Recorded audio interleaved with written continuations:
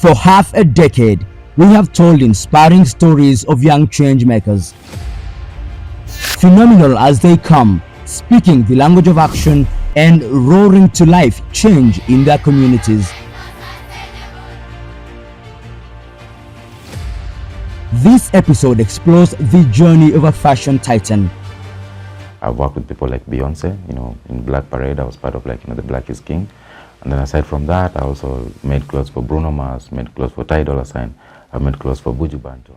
Empowering his community through the glitter of his talent.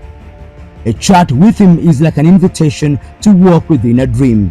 I make the young kids from my community to look themselves as fashion designers, make them believe in what they want to do, make them believe in themselves and understand what they want to grow doing in life. Looks like Avido talks to youth best.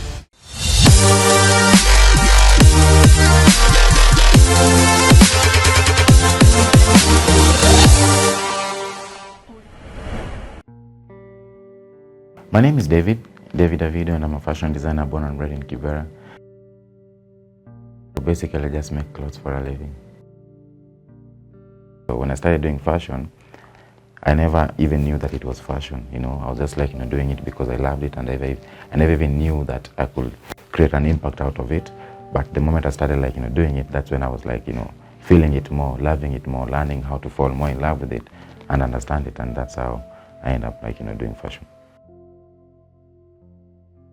The first ever project that I did in fashion was creating a fashion costume for my dance team. So I'll never forget that, because that is the first ever thing that I did. And I remember the fabrics, I even bought it from Gikomba. It was not like a good fabric there, but it was like a bed sheet. In Gikomba they sell second-hand bed sheets whereby it costs 30 shillings, 20 shillings, 40 shillings. So I just went and took two.